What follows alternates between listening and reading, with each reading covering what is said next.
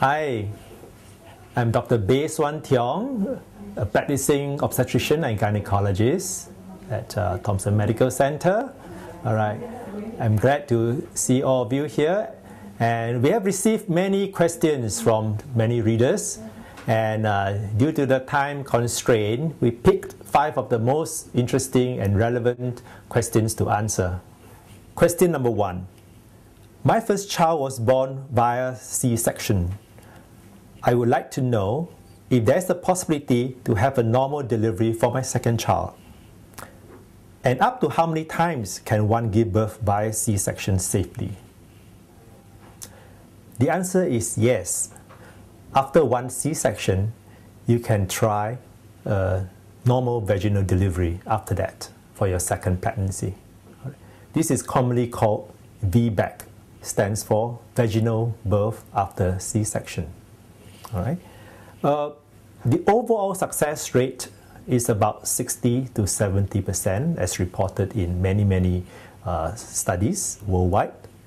All right. So do remember that 1/3 still fails and require an emergency cesarean section. A couple of reasons and assessment is needed actually during your pregnancy, and you need to discuss this with your obstetrician carefully. All right. Some of the considerations that we will take into account on assessing whether are you suitable to go through this procedure are things like your medical conditions during your second pregnancy, importantly the size of the baby, the placenta's location, as well as how well you recover after the cesarean section, whether it's any infection or any other complications. All right. All these actually are taken into account before we make a decision whether can we allow you to go through it safely. There is, however, occasional complications that may be encountered if you would like to try VBAC. One of the most dreaded complications is actually what we call uterine rupture. In other words, the womb may actually disrupt along the old cesarean section scar. When that happens, it carries grave consequences to the fetus as well as the mother.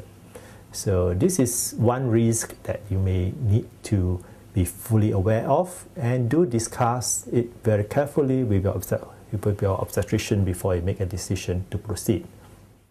Question number 2. I just delivered via C-section. How long does it take for the wound to heal completely, especially for the wound inside? When can I start exercising? The skin usually heals in about 5 to 10 days' time, all right? While the muscle layers on the abdominal wall takes about 4 to 6 weeks to heal. On the deeper layer, the muscle of the womb would take about 12 weeks to heal completely. With regard to when can you start exercising, probably about 2 to 3 weeks after the cesarean section, if you feel well, you can start to exercise without much exertion. So a good exercise to start off with is things like brisk walking, swimming, and in fact carry light weights, that's fine. And you can slowly pace yourself and increase its intensity to your comfort level.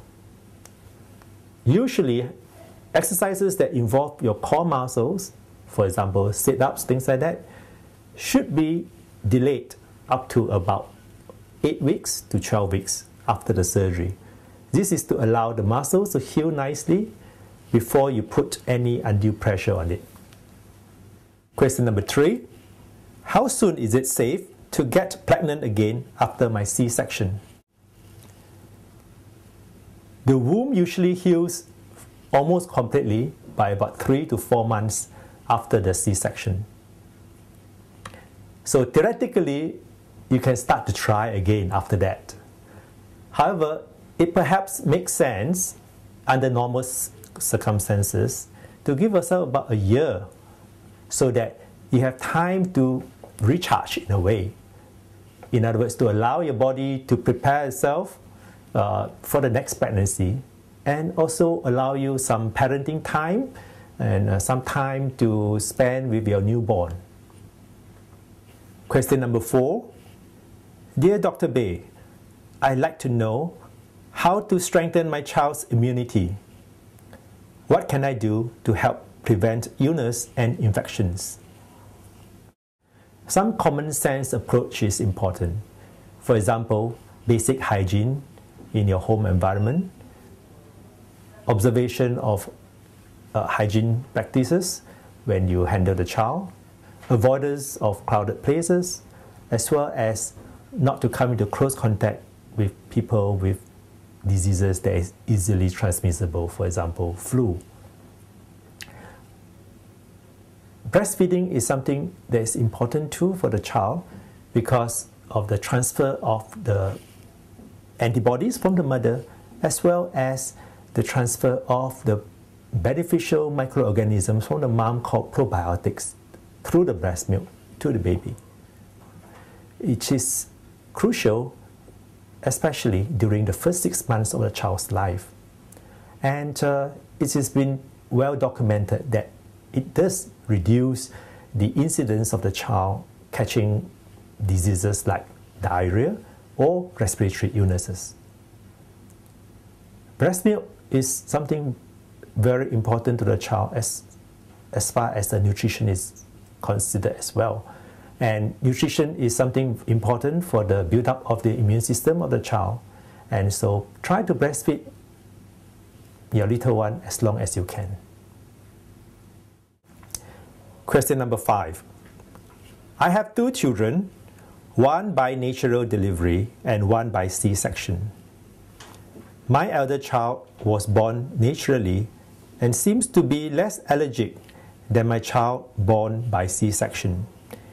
Can a C-section baby be more prone to allergies? What can I do to protect my child? There are some studies that show babies delivered by C-section to have an increased incidence of having allergies or asthma. One of the hypotheses that doctors think of why is there such an observation is that for babies who are delivered vaginally, they have a chance of acquire some protective bacteria from the mom's birth canal. These bacteria then settle down in the gut or intestinal system of the baby and forms the development of the immune system. Our immune system governs both our ability to fight infection as well as our tendency of having any allergy reaction. Hence, such an early opportunity for a baby delivered vaginally to form a healthier immune system helps them to have a reduced chance of developing allergy in the later part of their life. Equally, what happened is that breast milk has also been found to contain this beneficial bacteria called probiotics from the mother, and it's also shown to reduce the chance of the child developing allergies or asthma if they are breastfed. So it is especially important for mom who have a C-section to try to breastfeed their child as long as possible, because this will help them to cut down the risk of developing allergies or asthma.